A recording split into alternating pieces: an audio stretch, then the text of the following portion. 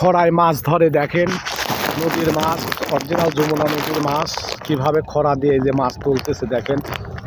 এই যে খরার মাধ্যমে মাছ তোলা হয়, এটাকে খরা বলে।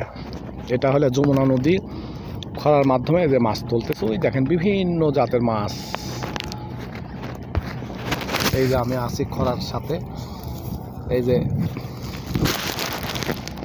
ভাই খরা দিয়ে মাছ মারতেছে। এই যে নদী, বিশাল যমুনা নদী, দেখেন বিশাল যমুনা নদী। কঠিন লাগছে দৃশ্যগুলো, প্রাকৃতিক দৃশ্যগুলা খুবই সুন্দর এবং দেখার মতো।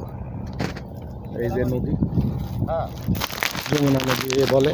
এই যে মুরব্বী আছে, ইনি মাছ শিকারী, আর এনার ভাসতে এই যে জালটা ব্যবহার করছে।